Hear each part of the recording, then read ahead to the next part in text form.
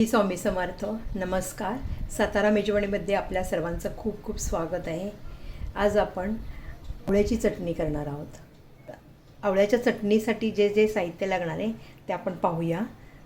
डाळ आहे, शेंगदाणे भाजून घेतलेत मी, आलं, लसूण, ओलं खोबरं, हिरवी मिरची, आवळा आणि कढीपत्ता थोडासा घेतला. आणि आता हे आपण सगळं साहित्य मिक्सरला लावायचं आहे. पहिल्यांदा आपण आता शेंगदाणे जे भाजून घेतले त्याची हे असतात ना सालं, ते काढून घ्यायचे आहेत. फक्त आवळा बारीक कापून घेते. तुम्ही पण असं बारीक कापून घ्या, म्हणजे मिक्सरला कसं वाटताना बारीक वाटला जातो, तुकडे राहत नाहीत मिक्सरमध्ये. आवळा आपण कुठल्या ना कुठल्या तरी बनवून खाल्ला पाहिजे. आवळा कसा बहुगुणी आहे, मुलांना दिला पाहिजे. सी विटॅमिन भरपूर आहे त्याच्यात. मोरावळा करा. आता काही साखर खायची नसते, त्यासाठी मी गुळांबा पण केलेला आहे. आपल्या चॅनेलवर व्हिडिओ भरपूर केलेले आहेत, तर तुम्ही जरा पहा आणि ते कुणाला शेअर करा. कारण का हे आवळा आपल्या खाण्यात आला पाहिजे. सीजनल आहे ना, आणि म्हणून आपण तो हे करून ठेवायचा. आणि साखरेचा पण केलेला आहे, तर तो तुम्ही व्हिडिओ अवश्य पहा आणि शेअर करा सगळ्यांना. ते असे आपण तुकडे करून घ्यायचे बारीक. आता तुम्हाला जेवढं आंबट वाटेल की बाबा जास्त वाटते आंबट, तर मग हे कमी करायचं आणि हे थोडं प्रमाणात घालायचं. आणि ते आपण हे पण घालतो ना त्यात, खोबरं, शेंगदाणे, चिवड्याची डाळ, त्यामुळे जरा आंबटपणा कमी होतो. कुठल्या ना मार्गाने मुलांनासुद्धा खाऊ घातलं पाहिजे ना. तर हे खोबऱ्याचे तुकडेसुद्धा मी काढून घेतलेत, नारळ फोडून घेतला आहे, त्याच्यात मी बारीक तुकडे करून घेते. ओले खोबरंसुद्धा मुलांना असे तुकडे करून नुसतेसुद्धा खायला द्यायचे, चांगले असतात. कढीपत्त्यामुळं हिमोग्लोबिन वाढतं, मग त्यासाठी मुलं खात नाहीत, मग थोडे आपण ह्याच्यात घालायचे. तर मुलांना कसं आहे, बर्गर, पिझ्झा हे खातात, त्याबरोबर हे पण त्याच आवडीने खाल्ले पाहिजे. म्हणून आपण वेगवेगळ्या पद्धतीने असं मुलांना करून द्या. सगळ्यांनी खावा. आपले व्हिडिओ शेअर करा. सगळे रेसिपी आहेत ना, अगदी म्हणजे आपल्याला चांगले असे पौष्टिक आहेत, किंवा असे आवळा खाणं जरूर आहे आपल्या शरीराला. बारीक कापून घेतलेले तर आपण मिक्सरला घालायचे. तर हे सगळं साहित्य मी शेंगदाणे साल काढून घेतलेत, हे डाळ आहेत, ओलं खोबरं बारीक चिरून घेतलं आहे, कढीपत्ता धुवून घेतला आहे, कोथिंबीर पण धुवून घेतली, हिरव्या मिरच्या, लसूण, आलं आणि आवळासुद्धा आपण आता बारीक करून घेतला. तर हे सगळं आपल्याला मिक्सरला वाटायचं आहे. आणि सगळ्याचे गुणधर्म एवढे चांगले आहेत सगळ्याचे. डाळंसुद्धा आपल्याला चांगलं असतं, शेंगदाणे पौष्टिक आहेत. मुलांना तुम्ही शेंगदाण्याचे भाजून थोडेसे मुठभर संध्याकाळी खायला दिले ना, तर खूप चांगलं आहे शेंगदाणे खाणंसुद्धा. कढीपत्ता हिमोग्लोबिन वाढवतं, सी विटॅमिन मिळतं आवळ्यामुळं.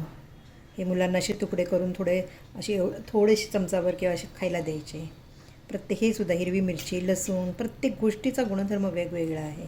कोथिंबीरसुद्धा चांगली आहे खाणं थायरॉईडला. तेव्हा ही अशी भोगणी चटणी छान अशी आपण बनवायची, आणि ती आपल्या ताटाला जेव्हा आपण जेवण हे करतो, ताट करतो, त्यात ही चटणी खूप छान लागते. आणि जेवणाला बनवा अवश्य आणि सगळ्यांना शेअर करा. एक पदार्थ ह्या मिक्सरमध्ये घालायचे आहेत. हे प्रमाण तुम्ही कमी जास्त करू शकता, असं काय. हे डाळ घातलं, शेंगदाणे मी बघा सोलून घेतले, छान खरपूस भाजे. गॅस एकदम लहान ठेवायचा, जास्त मोठा नाही ठेवायचा, आणि त्याच्यावर शेंगदाणे बारीक ह्याच्यावर भाजत राहायचं. आणि मुलांना पण खाऊ देणं, खाल्लेलं खूप चांगले असतात शेंगदाणे. आता हे कढीपत्ता खात नाही म्हणून मी खरं ह्याच्यात टाकते, थोडंसं टाका. पोहेत घातले, कशात घातले ना, मुलं काढून ठेवतात बाजूला. थोडासा घाला. कोथिंबीर देठासहित घेतलेली आहे मी. जेव्हा वाटतो आपण मिक्सरला तेव्हा देठासहित घ्यायची, आणि जेव्हा आपण भाजीला टाकतो तेव्हा जरा देठ काढली तरी चालतात.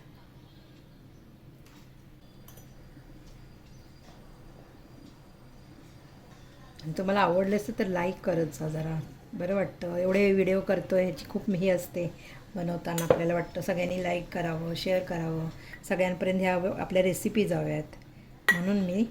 आणि चांगल्या अशा रेसिपी ज्या आपल्या पारंपरिक, किंवा तुम्हाला मी दरवेळेला सांगते की रेसिपी चांगल्या असतात व्यवस्थित, छान असतात, खाण्यासाठी खास आपल्याला उपयोगी आहेत त्या. शेअर करायचा. आलंसुद्धा खूप आल्यालासुद्धा हार्टला चांगलं असतं आलं. तुकडे करून घेतलेत मी. तर आपल्याला हिरव्या मिरच्या घालायच्यात. मी साध्या घालते, पण माझ्याकडे तर सध्या नाही आहेत त्या. पोपटी असतात त्या जरा थोड्या कमी तिखटाला असतात, त्या जरा तिखट असतात. तर तुम्ही तुमच्या तिखट जसं पाहिजे त्या पद्धतीने मुलांना जरा खाऊ घालत असेल तर जरा कमी करा. आणि लसूण. तर यामध्ये आपल्याला मीठ घालायचं आहे. तुम्ही तुमच्या स्वादानुसार घाला. मी थोडं घालते, अर्धा चमचा. आपण टेस्ट करून घालू शकतो, असं काय.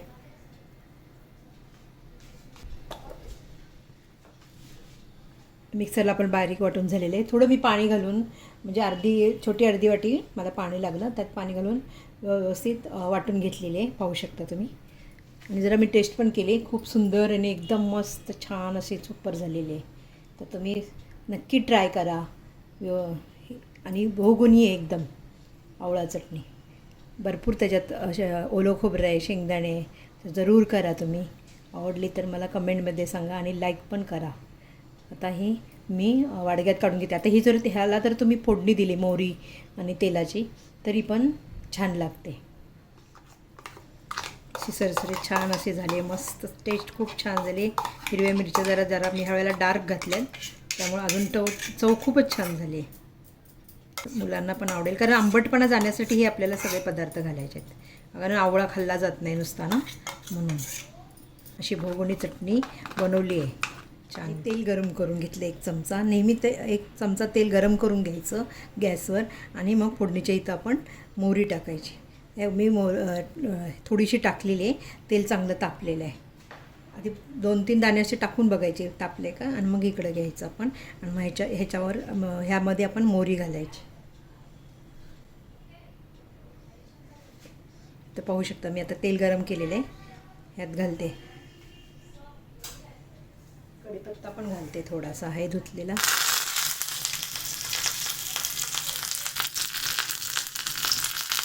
मोहरी पण चांगली टाकायची.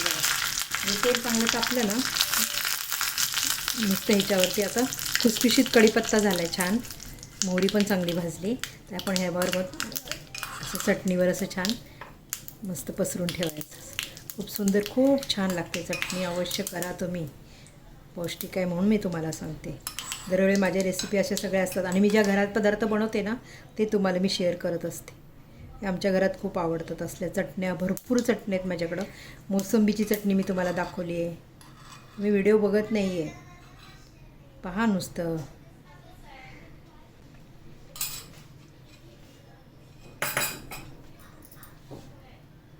खूप छान चटणी झालेली आहे. रेडी झाली आपली चटणी.